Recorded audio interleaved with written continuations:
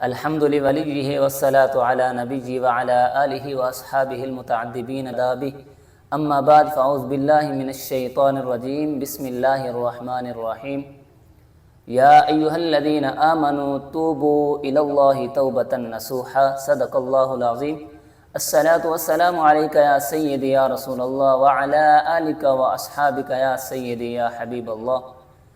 حمد و ثنا کے بعد میرے نہایت الاحترام سامعین کرام، السلام علیکم ورحمۃ اللہ وبرکاتہ۔ آج کا ہمارا موضوع توبہ کے بارے میں ہے۔ اللہ تبارک و تعالیٰ سے دعا ہے اللہ تبارک و تعالیٰ مجھے حق سچ بیان کرنے، سننے اور سنانے کے بعد اس پر صحیح معنوں میں عمل کرنے کی توفیق عطا فرمائے۔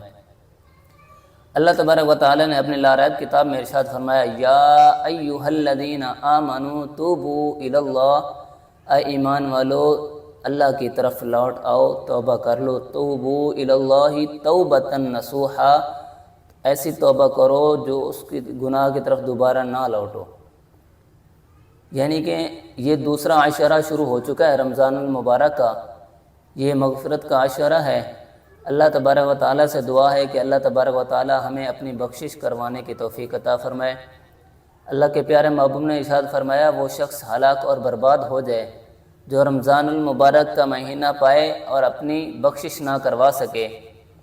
تو ہم میں سے کتنے ہی بدبخت لوگ ہوں گے جو اپنے گناہوں کی بخشش نہ کروا سکیں۔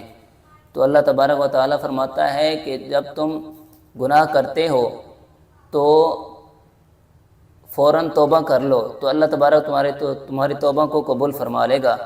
اللہ کے پیارے محبوب علیہ الصلوۃ والسلام کا فرمان عالی شان ہے کہ اللہ تبارک و تعالیٰ کے محبوب نے فرمایا کہ جب تم گناہ کرو تو تم توبہ کر لو۔ اگر تم توبہ کر لو گے تو جیسے کوئی شخص، کوئی مومن گناہ کرتا ہے کہ اس کے دل پر ایک سیاہ دبا لگ جاتا ہے، اگر وہ توبہ کر لے تو اللہ تبارک و تعالیٰ اس کے دل پر جو سیاہ دبا لگ جاتا ہے اس کو مٹا دیتا ہے۔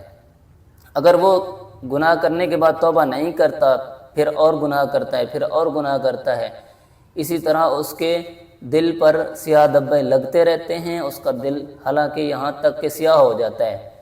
اللہ کے پیارے محبوب نے اس کی مثال ایک لوہے کی جیسے دی ہے، جیسے کہ اگر آپ ایک لوہے کو پانی کے اندر ڈبو کے رکھیں گے، اس میں پڑا رہے تو اس کو زنگ لگ جائے گا، اور اگر اس کو زنگ لگ جائے تو پھر زنگ ایسے ختم نہیں ہوگا۔ تو زنگ ختم کرنے کے لیے بہت سی کاوشیں کرنی پڑیں گی۔ تو اللہ تبارک و تعالیٰ نے فرمایا کہ جب تم گناہ کرو تو پھر توبہ کر لو، اگر توبہ کر لو گے تو تمہارے دل پر جو زنگ لگ چکا ہوگا وہ ختم کر دوں گا۔ اسی طرح اگر اللہ تبارک و تعالیٰ نے فرمایا تم توبہ کر لو گے تو تمہارے دل کی میل بالکل دور ہو جائے گی۔ اور اللہ تبارک و تعالیٰ نے اپنی کتاب میں ارشاد فرمایا، کلا بل ران علی قلوبہم ما کانوا یکسبون، تمہارے اعمال کی وجہ سے اللہ تبارک و تعالیٰ تمہارے دلوں پر زنگ لگا دیتا ہے۔